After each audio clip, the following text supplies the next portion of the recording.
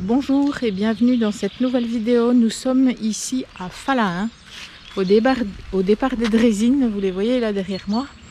Et donc nous allons faire la ligne 150A, qui est un Ravel qui va des Drésines de Falahin aux Drésines qui se trouvent de l'autre côté. Et on va voir ce que ça donne. Allez, on y va.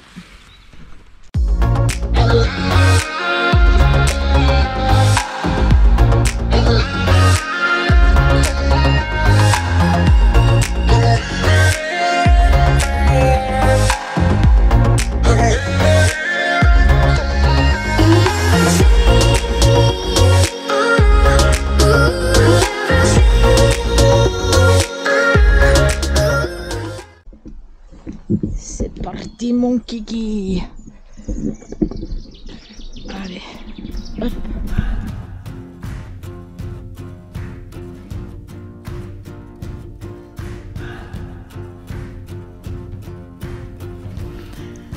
Nous nous sommes parqués sur le parking des Drésines à l'ancienne gare de Falahin.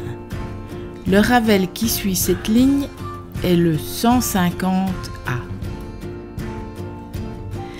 Les Drésines sont ces espèces de vélorails bleus que tu vois sur ma droite. Tu as différents parcours avec différents kilométrages et dans différentes directions. Toujours sur l'ancienne ligne de chemin de fer. Nous avons décidé de suivre celle allant de Falahin à Warnant. Et nous avons même continué jusqu'à la Meuse à Anhé.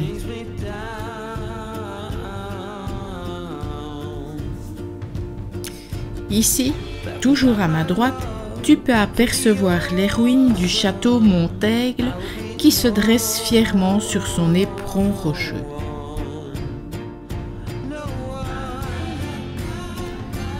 Tu peux observer que sur cette ligne, il y avait une succession de tunnels qui sont d'époque et qui datent de 1888.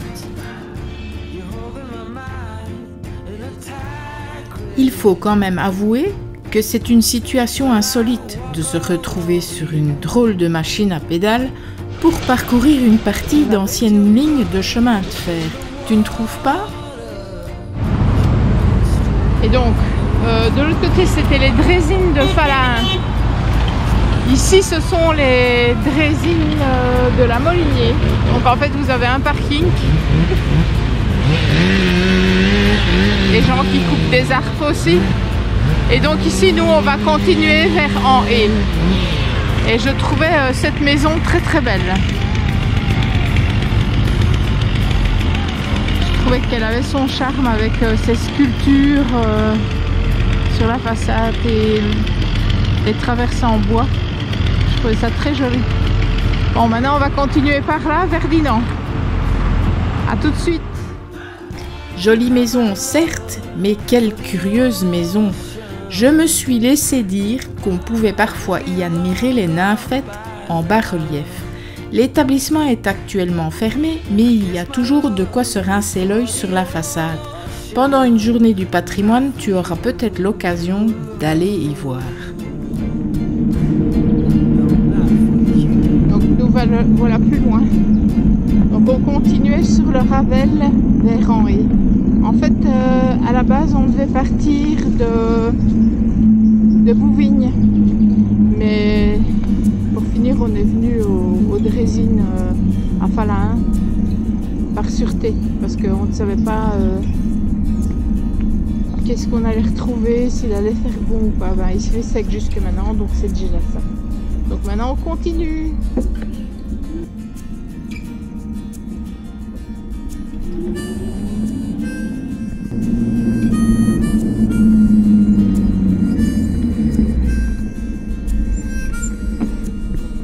Chemin de Pauline.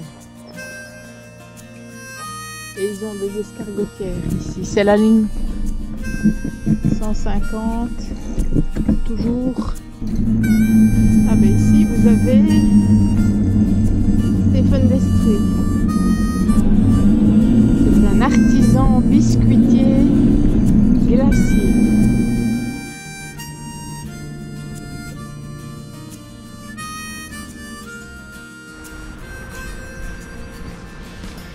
Alors ici on passe à côté de la ferme de l'abbaye du Moulin et je ne connaissais pas. Apparemment c'est quelque chose d'assez important parce que il y a plein de parkings. On va aller voir le panneau. Alors, abbaye de Moulin, fondée en 1233. Bon, les photos sont un peu noires, mais voilà. C'était une usine apparemment. Peinture de l'abbaye du Moulin. Ouais, c'était un monastère monial, bernardine, et l'abbaye fut confiée aux moines cisterciens en 1414. Les moines implantèrent sur leur enceinte un moulin à farine et un autre à huile destiné à l'usage de l'abbaye. Alors après, ils ont utilisé le détournement des eaux à des fins industrielles. Les moines aménagèrent divers ouvrages hydrauliques comme l'étang. J'ai vu qu'il y avait un gros étang là-bas. Alors, au XVIe siècle, les usines à fer de la vallée de la Molinière représentaient un des plus importants potentiels sidérurgiques de la région. Donc en fait, il y avait beaucoup d'industrie du fer. En 1787, les moines furent expulsés de l'abbaye par l'empereur autrichien Joseph II. Quelques années plus tard, les Français vendirent l'abbaye. L'église fut détruite et le quartier de logement fut transformé en château par le Français Louis Rousseau. Et en 1826, le baron Alphonse Jacquier de Rosé, issu d'une famille de maîtres de forge de la région, acheta le domaine. Et durant 150 ans, la famille Rosé occupa et exploita les usines de cuivre du Moulin. Et en 71, la société occupait encore 150 personnes et tomba en faillite 7 ans après, donc en 78. Donc voilà, et ici maintenant, la comtesse André de Changy, descendant des Jacquier de Rosé, hérite avec ses enfants de l'ensemble du site qu'elle entretient et aménage avec goût. Donc en fait, c'est toujours la comtesse André de Changy, descendant de la famille des Jacquier de Rosé, qui l'habite toujours. Donc il y a toujours la comtesse qui habite dedans et qui l'arrange. Donc c'est resté dans la famille Jacquier Rosé.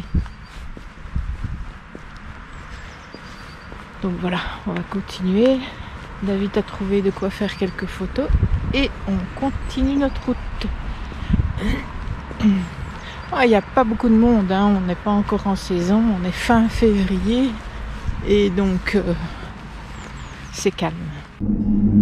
Prendre légèrement à gauche sur rue de la Molinier, M971. Alors on longe toujours l'eau et comme on a pu entendre qu'il y avait un passé industriel et forgeron, on suit toujours l'eau.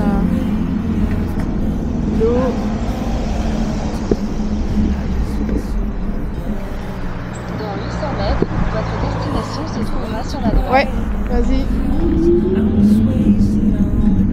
Je sais pas ce que c'est. Ah, c'est un truc pour acheter. C'est ouvert. Non, ce sont des gens qui cultivent.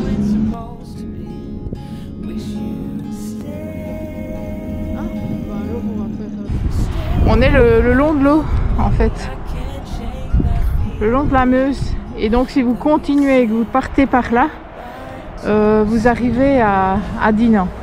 Et là au-dessus, je ne sais pas si vous voyez, mais là au-dessus il y a un château et c'est le château de Crèvecoeur.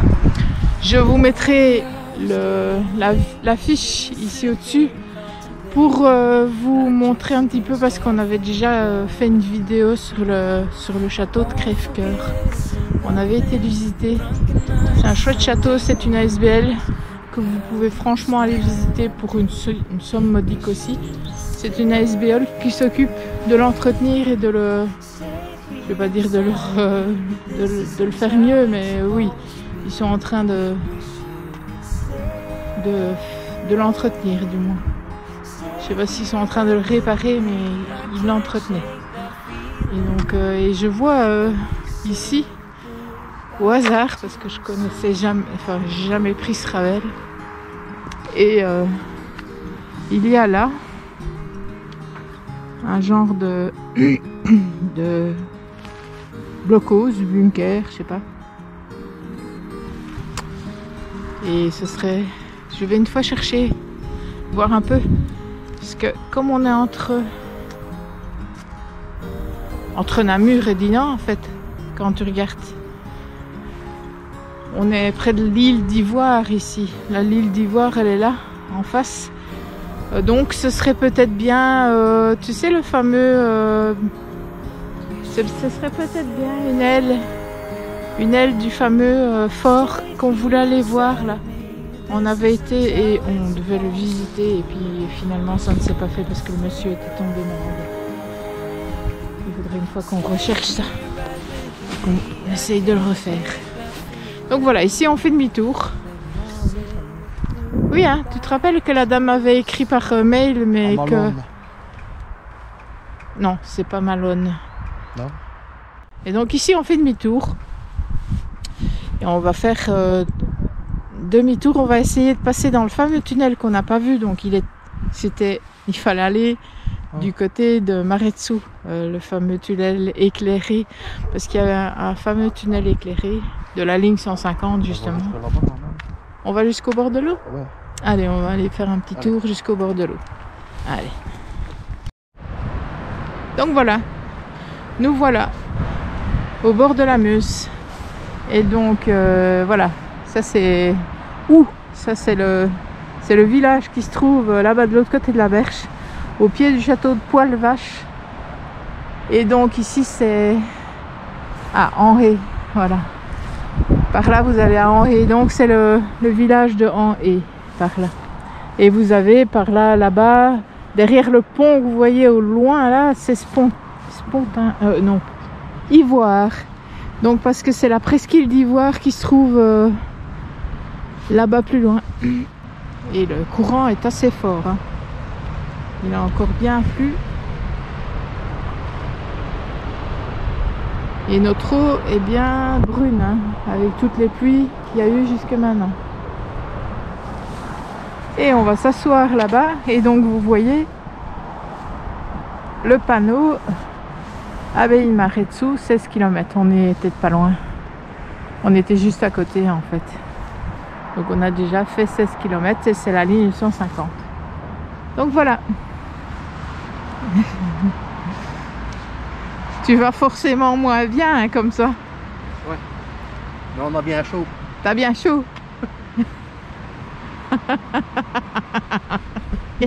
Tu vas te retrouver dans le bêtisier. Non. Non.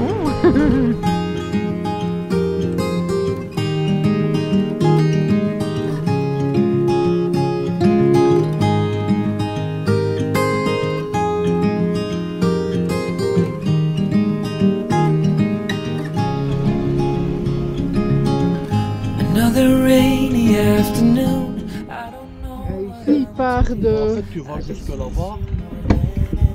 Si tu les prends ici, tu vas jusque là-bas, là-bas, ils se les retournent et tu reviens ici. Et ceux de là-bas, ils viennent jusqu'ici. Et... Mais il y en a dans les deux sens. Je sais pas si tu as vu. Ouais. Ils sont dans le mauvais sens, ceux-ci. Non, plus loin tu sais pas aller. Et par contre à l'autre tu sais aller dans l'autre sens. Ah bah t'as pas vu? Il y en a, là où on a fait demi-tour en se disant ben, ceux-là ils allaient plus loin.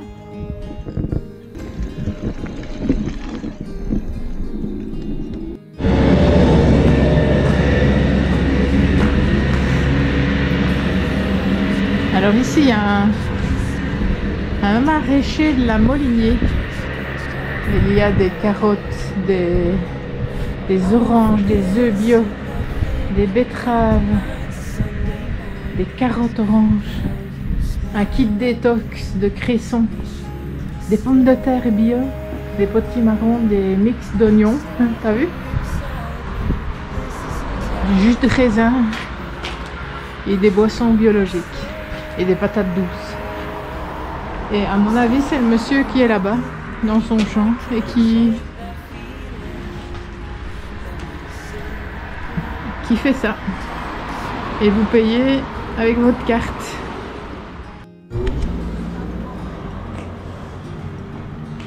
C'est le verger de la Molinée. Oui, bah oui.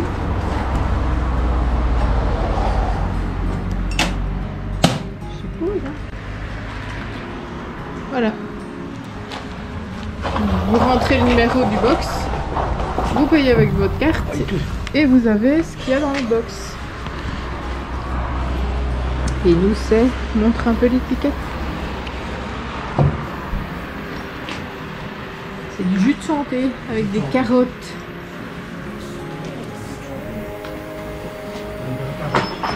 Ouais, c'est des carottes, des tomates, des betteraves. Ouh là là. On va péter la forme avec ça. On va peut-être dans les 2 fois plus vite pour le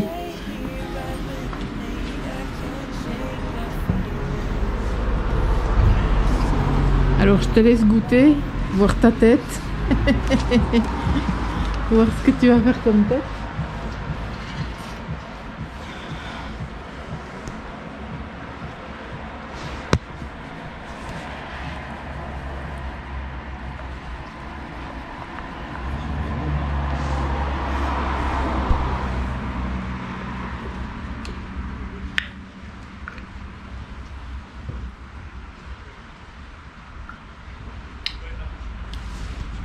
Sur tomate. C'est du jus de tomate. Tomate, carotte. Oignon, on va pas remonter ça. Attends, non, c'est betterave rouge, je pense. Hein. Attends.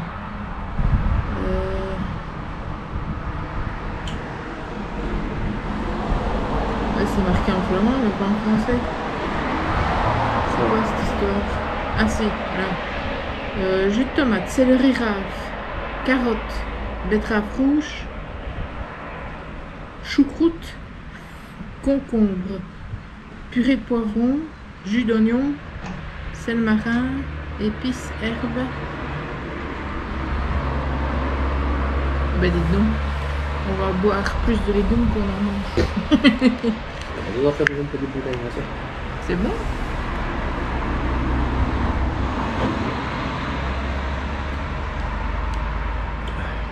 On sent que c'est du jus de légumes. Hein. On dirait une soupe. Ça se pèse. Je crois que le jus de betterave, c'est bon aussi pour l'estomac. Jus de chou rouge. Pour les... Ah. C'est à jeun le matin, du jus de chou rouge. Un petit shoot de jus de chou rouge si tu as un ulcère. Et l'ulcère s'en va. Voilà, après un bon petit jus de fruits, on est reparti du côté de Maritsu. Allez, on y va. Pour ceux qui se demandaient où se trouvait l'abri avec les légumes et les produits du terroir, on va dire comme ça, les produits bio, c'est juste après l'abbaye du Moulin. C'est juste à côté. Donc voilà. Celui qui veut y aller, il peut même y aller par la route. Voilà, on continue.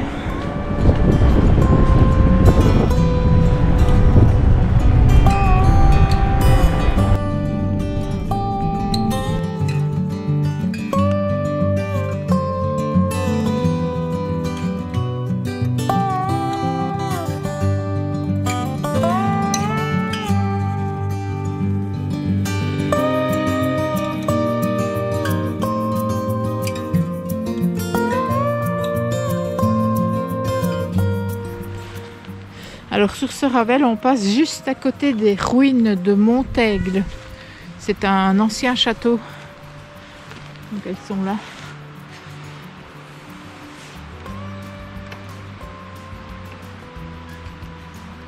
Je pense pas qu'on ait fait une vidéo, mais on avait fait un reportage photo, ça je sais. On avait même, on était même venu à une séance steampunk. Tu te rappelles? Non, on n'a pas fait de vidéo, je pense. Mais le restaurant qui se trouve là, enfin avant, je sais pas s'il est encore ouvert, si c'est encore le même patron, mais avant il faisait des bonnes pizzas et vous mangez là sur la terrasse et vous avez vue sur le château de Montaigle.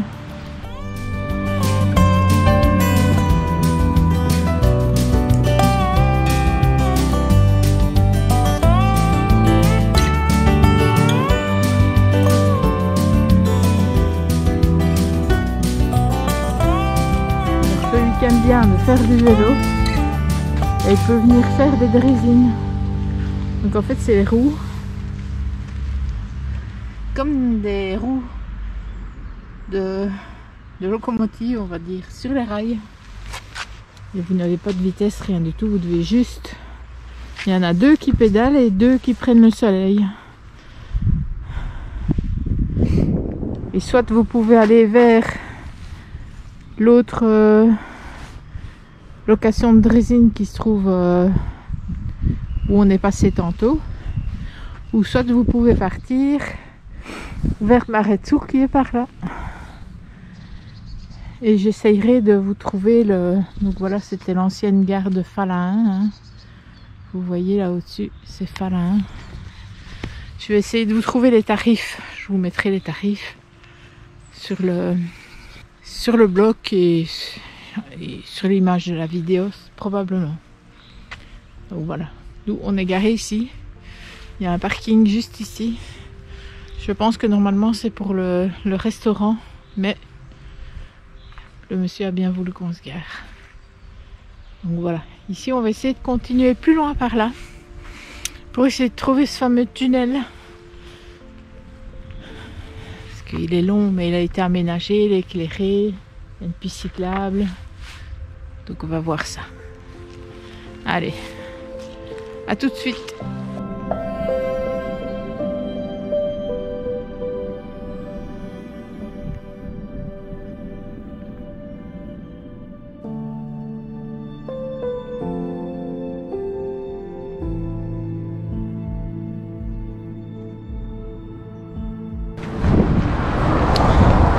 Donc après la gare de Donné, qui est le dernier arrêt pour les draisines dans l'autre sens, il y a le tunnel qui se trouve devant moi, éclairé la nuit.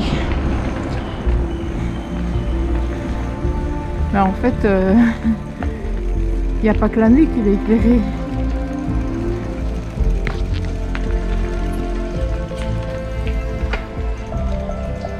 En cas de panne, il est interdit d'électriciser.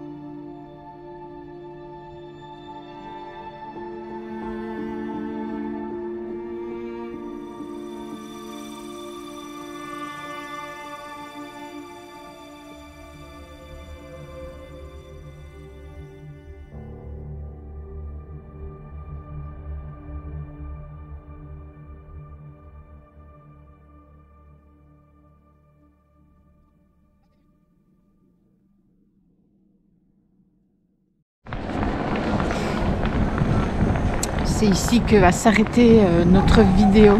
Nous sommes au point de départ. Je vais peut-être encore vous filmer quelques affiches pour voir s'il y a encore des renseignements à vous donner, mais on va s'arrêter pour aujourd'hui. Je pense qu'on est quand même à plus d'une vingtaine de kilomètres. Et donc, je vous dis à bientôt pour d'autres aventures. N'oublie pas de t'abonner si ce n'est pas déjà fait. Like, partage et commente. Si tu veux plus d'infos pratiques, viens nous rejoindre sur www.lesvoyageurdebelgique.com. À bientôt!